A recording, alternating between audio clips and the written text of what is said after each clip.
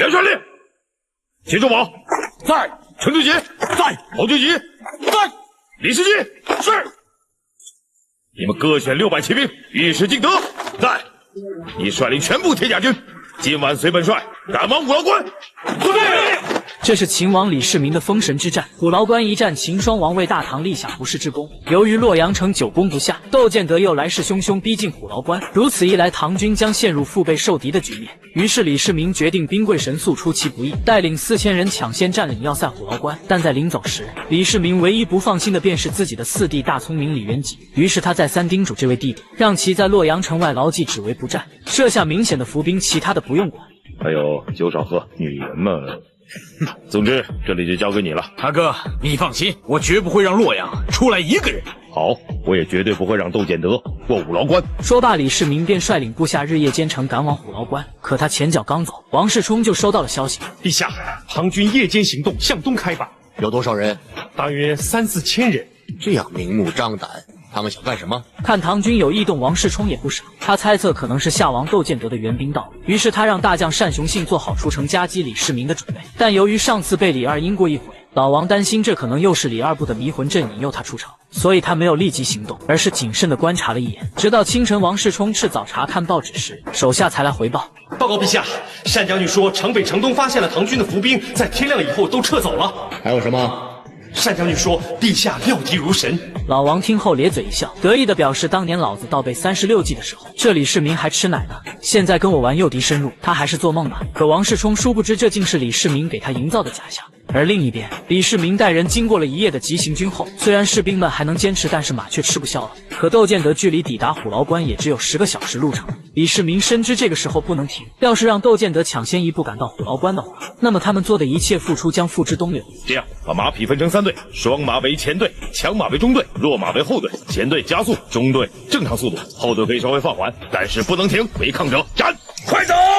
这速度是有了，可镇守虎牢关的是王世充手下大将沈岳，他们想要短时间攻下这固若金汤的关口，简直难如登天。但上天就是如此眷顾李世民。当初李世民苦攻洛阳城无果后，便把洛阳围得像铁桶一般。沈岳得知洛阳已经被围得断了粮草，战败是早晚的事。于是等李世民带兵来到虎牢关的那一刻，沈岳便主动开门投降。就这样，李世民先一步窦建德来到虎牢关。中郎将党世平拜见秦王殿下。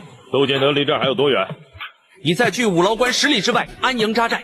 李世民听后松了一口气，只要自己这4000多玄甲军进了虎牢关，他窦建德想要援救王世充也就止步于此。随后下令全军休息，并令人宰杀肥羊，补足体力，准备迎接一场硬仗。接着李二躺在地上开始了足底按摩，这样可以迅速缓解腿部以及脚部的肌肉疲劳。然而在按摩结束后，他却提出了一个意外的要求：躺下。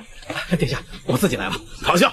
是。随后这位秦王竟然亲自为士兵捏脚放松，不得不说，就他的这一举动已经打败90%的君王了。而这边的窦建德还不知道，从他丢失虎牢关的那一刻就已经注定他的失败。可他还是有着自己的自信。用4000人挡我10万兵，太轻敌了吧？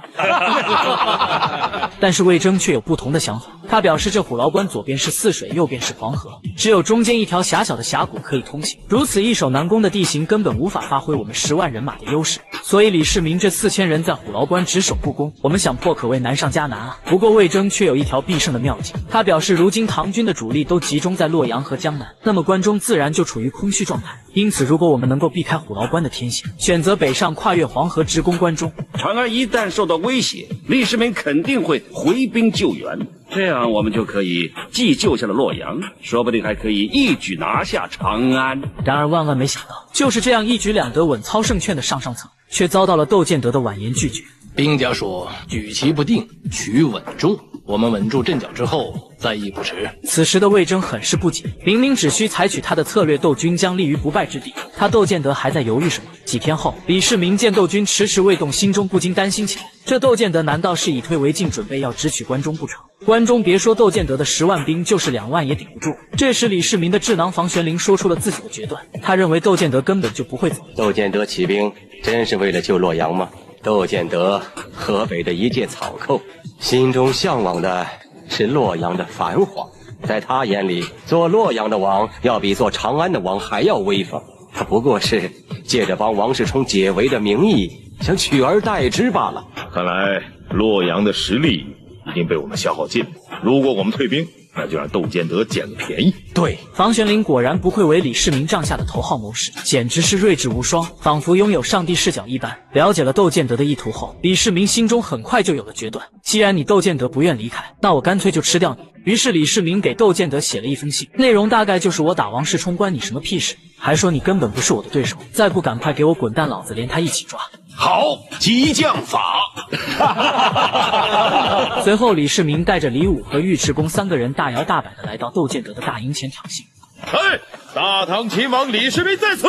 说罢，李世民就直接放箭射死了一个守门的哨兵，接着再将手里的信用箭射了出去。窦建德的手下见到李世民来了，瞬间炸开了锅。如果抓住了李世民，那可就直接升官发财、拜将封侯了。于是数千窦军立即就追了上来。然而李世民却没有一点惊慌，只见他对尉迟敬德说道：“尉迟，我拿弓，你持矛，好，就是来个100万大军，又能怎么样呢？”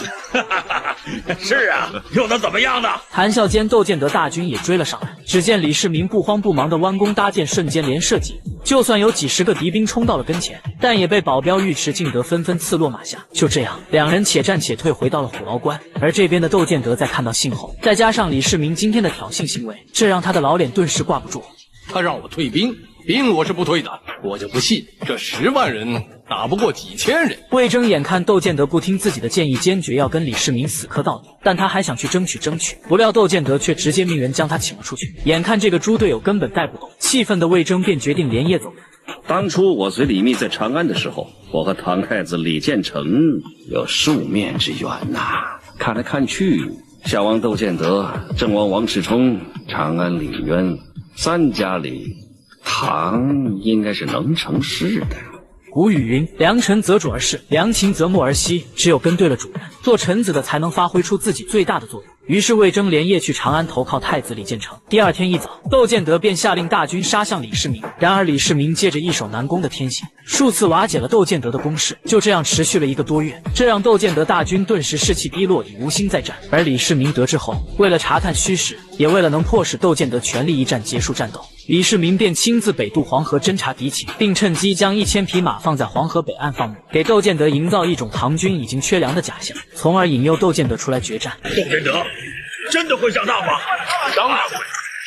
急着夺取虎牢关，急，一定上当。果然不出李世民所料，得知消息的窦建德当即下令倾巢而出，攻打虎牢关。然而等窦建德的大军到达虎牢关之后，李世民却又为首不出，借机消耗敌军士气。等到了中午，敌军士气极度低落，又极度饥渴疲惫之时，李世民当即亲率玄甲军突然从正面冲进敌阵，包抄部队也从后面杀进。而窦建德虽然号称10万之众，但大都是未经训练的农民，而李世民的玄甲军却是由他亲自调教，仿照突厥骑兵打造的精锐的特种部队。在他们的全力冲击下，窦建德大军顿时乱作一团，而虎牢关的地形又让拥挤的人群根本没法迅速撤离，只能成为李世民骑兵冲杀或践踏的目标。很快，李世民便带着玄甲军冲破了夏军主帅大营，而窦建德眼见大势已去，便一路奔逃，最终在牛口主不慎落马被擒。虎牢关一战，李世民仅以4000玄甲军大破窦建德10万大军，斩敌3000余人，俘虏5万余人。不过李世民当天就遣散了这些俘虏，让他们回家乡种地去。